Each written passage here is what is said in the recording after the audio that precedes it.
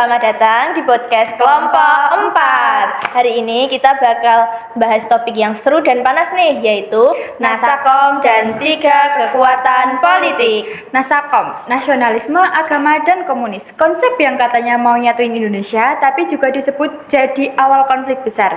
Sebelumnya, perkenalkan saya Karissa Elvaviana. Saya Lolita Aurelia Farani. Jadi kita berdua di sini sebagai host yang akan memandu jalannya podcast kali ini. Hari ini kita juga kedatangan Kak Intan sama Kak Nindi sebagai narasumber kita hari ini. Nah, ini dia Kak Intan dan Kak Nindi sebagai narasumber kita hari ini. Hai guys, Aku Intan. dan aku Nindi.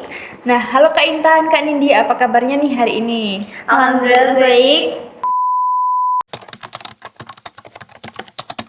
Menurut Kak Nindi sendiri, kenapa sih Nasakom itu bisa muncul? Nasakom muncul karena dibentuk Soekarno sebagai solusi darurat di tahun-tahun itu. Contoh kondisi daruratnya itu apa?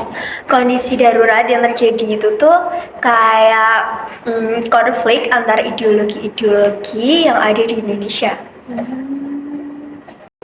Nah, Kak Intan tuh setuju nggak sih kalau Nasakom disebut sebagai solusi darurat? Darurat sih iya, tapi solusinya keliru karena menyatukan ideologi yang saling bertentangan.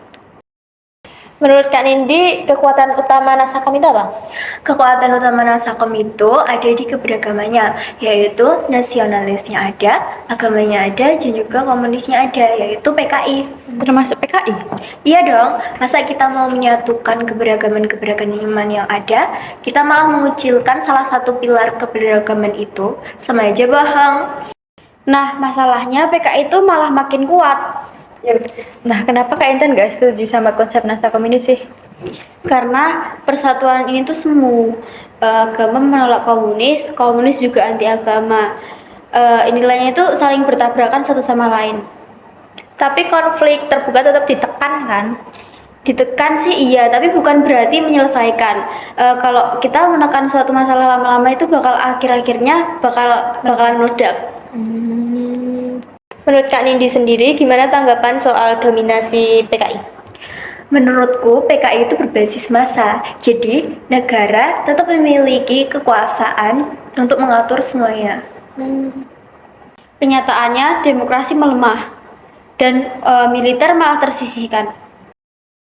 Nah, jadi tuh stabilitas dulu atau demokrasi dulu sih? Stabilitas dulu, soalnya di masa-masa itu negara itu baru krisis keberagaman. Kalau kita nggak menstabilitaskan itu semuanya bakalan kacau. Tapi kalau stabilitasnya semu, itu malah menjadi suatu ancaman. Nah, jadi Nasakom tuh bisa disebut berhasil atau gagal total sih, Kak Intan? Kalau menurut saya itu gagal total, soalnya G30 SPK itu menjadi bukti konflik ideologi yang enggak bisa bersatu. Kalau aku nggak setuju, karena Nasakom itu cuman salah satu faktor kegagalan itu, bukan faktor pokoknya. Tapi faktor lainnya itu apa sih? Contoh faktor lainnya itu adanya kemiskinan pada tahun-tahun tersebut. Jadi ekonominya itu tuh menurun gitu loh. Tapi kan nyatanya Nasakom berakhir kan setelah itu. Iya. Tapi kalau dilihat ke belakang lagi, apa sih pelajaran terpenting dari Nasakom itu? Pelajaran terpentingnya itu ada di persatuannya, apalagi di kita negara yang maju ini. Dan bahwa persatuan harus punya kesepakatan nilai yang jelas. Kalau enggak, konflik cuma ditunda. Nah, apakah konsep mirip Nasakom itu masih sesuai untuk saat ini? Menurutku nilai persatuannya sesuai-sesuai aja, dikarenakan negara kita yang berbasis keberagaman ini. Tapi caranya jangan mengorbankan demokrasi lah. Langsung saja kita masuk ke pertanyaan yang agak tajam. Kalau Nasakom dianggap gagal, siapa yang bakal bertanggung jawab? Menurut saya bukan semata-mata siapa yang bertanggung jawab di belakangnya, tetapi elit global yang bermain kepentingan di belakangnya. Justru konsepnya itu memberi celah bagi satu pihak, yaitu PKI. Jadi menurut kalian, ini soal ide atau soal pelaksana? Nah, sekarang kita bahas demokrasi. Apakah secara tidak langsung Nasakom itu mematikan demokrasi sih? Iya, karena kekuasaan itu terpusat di presiden, kritik dibungkam, dan partai juga dipaksa untuk sejalan. Tapi jangan lupa, demokrasi liberal sebelumnya yang berbasis kebebasan juga gagal. Berarti dua-duanya bermasalah nih. Bisa dibilang begitu. Nasakom itu eksperimen politik paling gila di masa itu. Satu hal lagi nih tentang posisi militer. Apa sih dampak Nasakom ke militer? Militer tersisih, lalu muncul ketegangan yang serius antara PKI dengan militer. Iya, tapi itu juga bagian dari upaya untuk menyeimbangkan kekuatan sipil dan politik. Sayangnya, ketidakseimbangan itu berujung konflik. Andai Nasakom itu nggak pernah ada, menurut kalian Indonesia tuh bakal kayak gimana sih? Bisa jadi lebih cepat pecah, karena konflik-konflik ideologi pada masa-masa itu. Atau justru konflik lebih cepat selesai tanpa tragedi besar?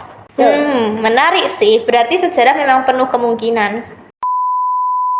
Nasakom adalah upaya besar untuk menyatukan sebuah perbedaan. Tetapi juga perlu diingat bahwa persatuan tidak bisa dipaksakan. Tapi dalam konteks zamannya, Nasakom bertujuan baik kok. Namun hasil akhirnya menunjukkan batas kompromi suatu ideologi. Sejarah itu nggak hitam, nggak putih. Dan tugas kita adalah belajar darinya. Nah, sekian podcast dari kelompok 4. Terima kasih buat Kak Intan dan Kak Nindi telah hadir ke podcast kami. Semoga podcast ini bermanfaat buat kalian. See you the next podcast kelompok 4. Dadah! Eh?